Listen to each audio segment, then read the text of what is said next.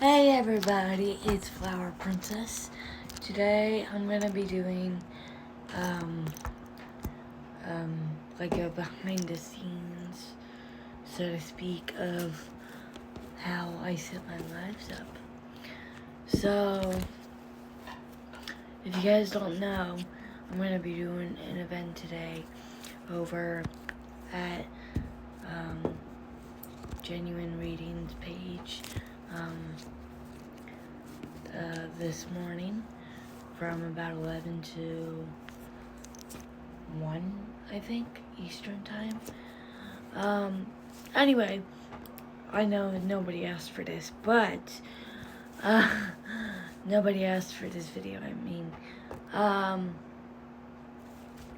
but I just figured, you know, a lot of people might have questions about, how I set things up. So, one thing I do is, if you noticed me shuffling, kind of awkwardly, it's very, very simple.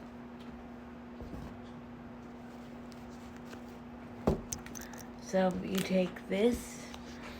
I'm gonna show you guys how I generally shuffle, and it's like this, okay? So I'm not touching the cards at all. I'm just allowing the cards to fall where they want to fall. Cause yeah.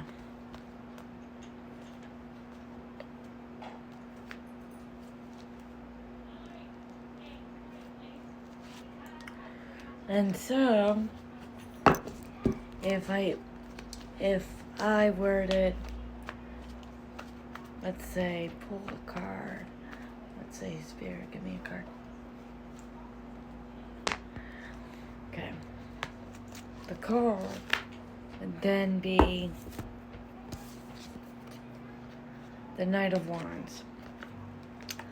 And I'm gonna teach you guys a little bit of tarot here. It's not gonna be as intuitive because everybody has their own intuitive abilities. Excuse me, and their own, like, intuitive knowledge and just intuitive downloads from spirit and whoever else they communicate with. Anyway, so the Knight of Wands talks about ambition, creativity. I don't know if you guys see at the bottom what this card says at the bottom, right? But it basically means energy, passion, inspired action, adventure, fearless, and impulsiveness. So whenever I see the Knight of Wands, I feel like, this is just my take on it. Whenever I see the Knight of Wands, I get somebody who's very energetic, very passionate, very loud, very bold, very just knows what they want. Okay? Now, a lot of readers may interpret this card differently, but that's okay. This is just my interpretation. Okay? And then we have the zodiac sign, Leo and Cancer, right next on the side. And if you were asking a yes or no question, this is not a sponsored video, by the way. If you were asking a yes or no question, the answer would be yes. My mentor, Kaylee, the medium, the psychic medium, actually sent me these cards from Amazon. I'll tag her below. But I think it's called the Sun Tarot Deck for Beginners. I'm not really sure. Mine's pink. There's a there's a multicolored, you know, there's a bunch of colors you can get from there. I think there's like a purple one, there's a blue one, there's definitely a white one, so it just depends. So I'm gonna pull you guys one more card to kind of give you like behind the scenes of like what I generally interpret. Alright, Spirit, give me one more card. Perfect. Watch it be the same card. I'm joking. Alright. So, Four of Swords. Sorry, I had a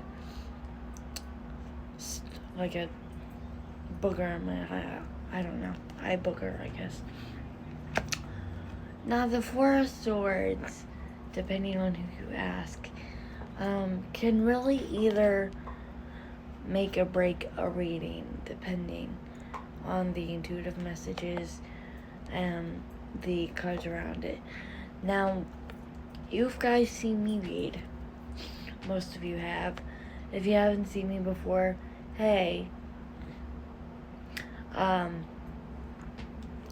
But the way I read the Four of Swords, and I read every card individually before I do the general main idea message of the whole spread as a whole, just because that's how I do things. I know readers that just do the main energy of the whole spread. That's not really my vibe. Anyway, the Four of Swords can talk about rest and relaxation now, or surrendering, in my opinion. Okay, now I'm gonna zoom in on what the card actually means for the right side up portion. Alright. Okay.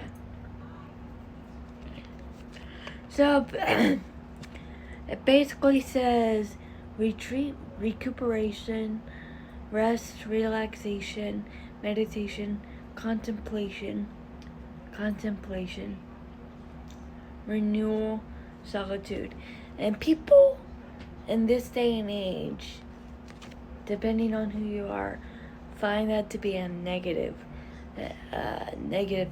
message from Spirit, or a negative card to pull. And it's not negative at all.